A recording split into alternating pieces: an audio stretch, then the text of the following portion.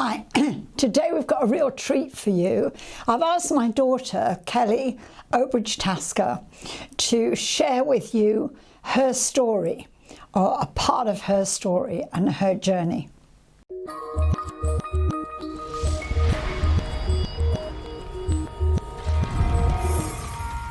Hi, I'm Jan Owbridge. Welcome back to Just One Word. I'd like to introduce you to Kelly Owbridge-Tasker, my baby, my daughter, and she's going to share with you today a little bit about what God has been doing in her life over the past 15 years.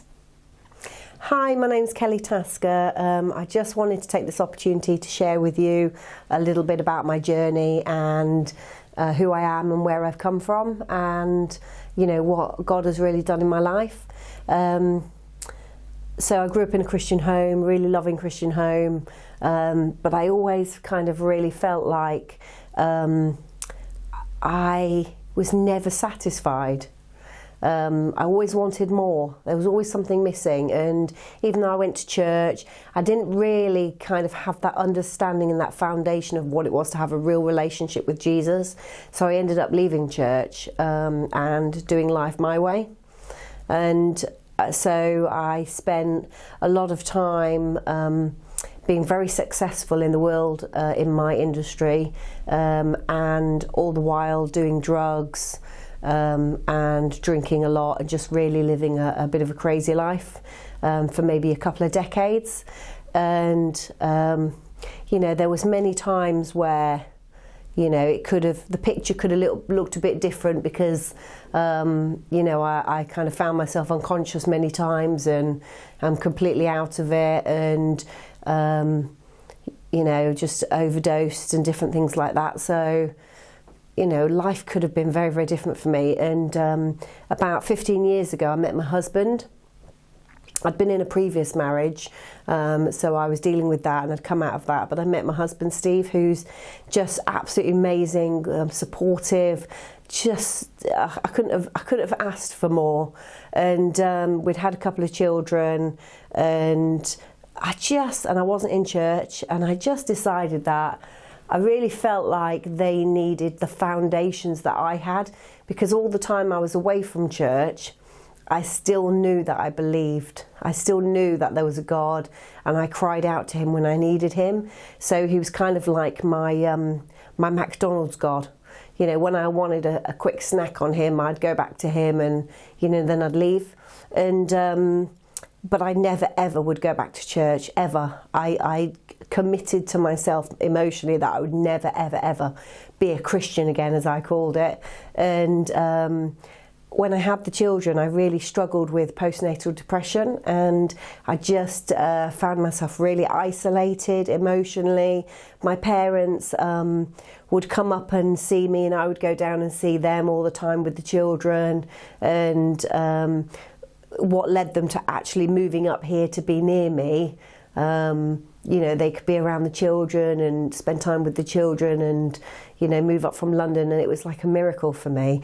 But one day I just decided I'm going to go to church. So my next door neighbours, Roy and Lynn Eildon, who were absolutely amazing, you know, I mean, God is just so funny sometimes, because we bought this house, and then they bought the house next door to us and moved in, and just every time like a cat died, Roy would come round and bury it and have a little service for us in the garden. And you know, when we needed them to have Finley, my son, you know, they would look after him, and you know, just lots of different things, and they were absolutely lovely. And when I decided that I wanted to take the kids back to church, I called Lynn and I just said, where can I go? Because I didn't know, I didn't ask them about God, I didn't want to know. And so I said, where can I take them to church? And she said, oh, well, this is the church we go to, why don't you come along?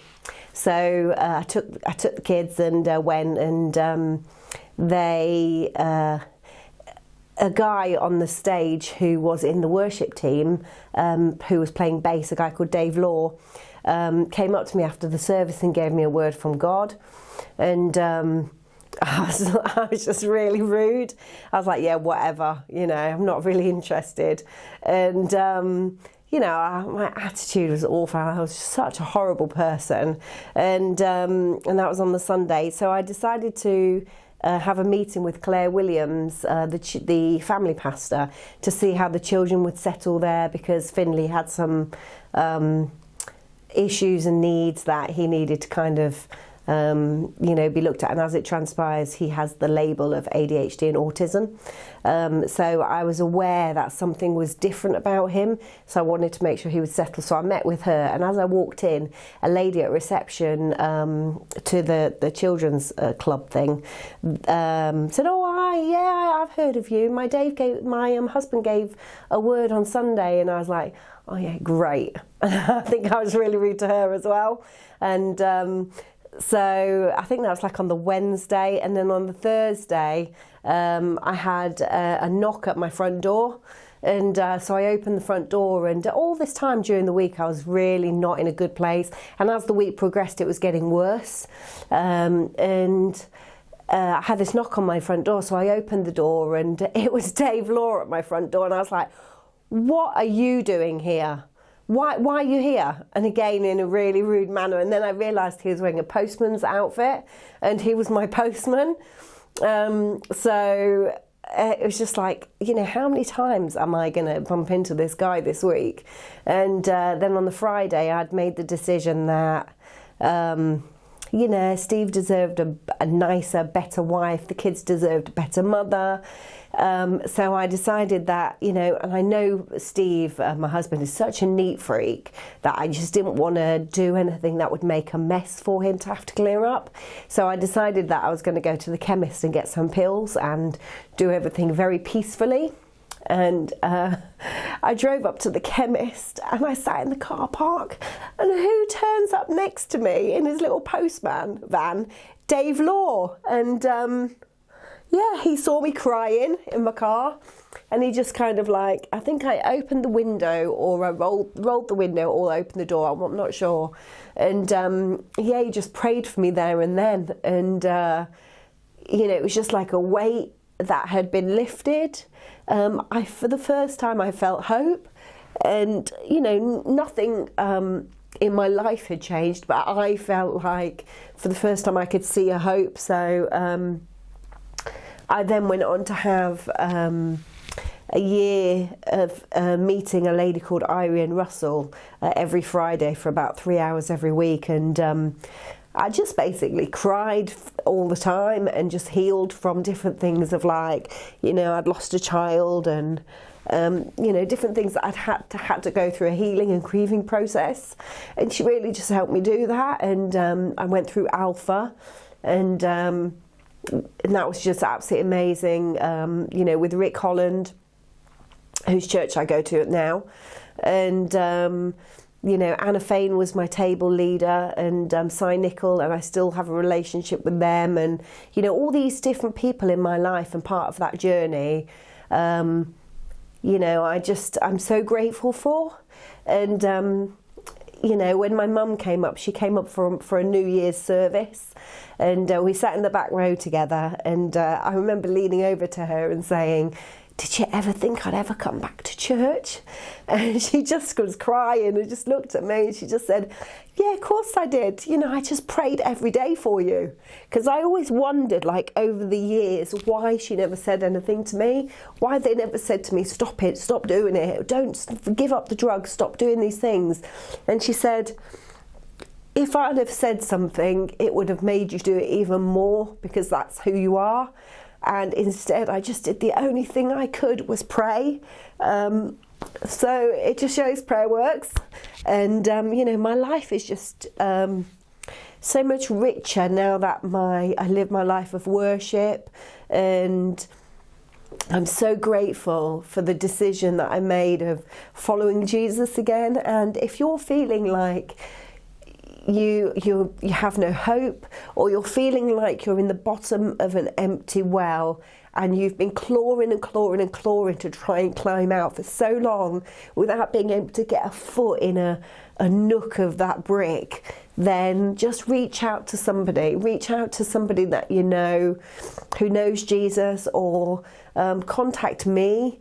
On this video there'll be some contact details in the information, or contact the person who posted this video.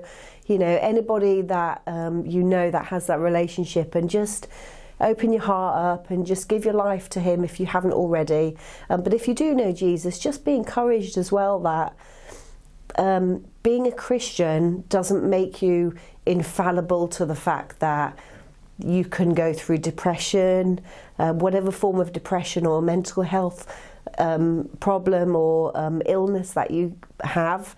You know, it doesn't make you not have these, but it gives you the tools to be able to get through it all. And, you know, I did have the tools in my tool belt. You know, I never stopped loving Jesus. I chose to turn away, but don't turn away because of how you're feeling. And, you know, these are the times for you to press in and just really push through and push into him more. And, you know, if you need to know anything, just my phone number will be down below, and just pick up the phone and call me. It's not a problem. God bless, take care, and thank you for taking the time to watch this and just share a little bit of my journey.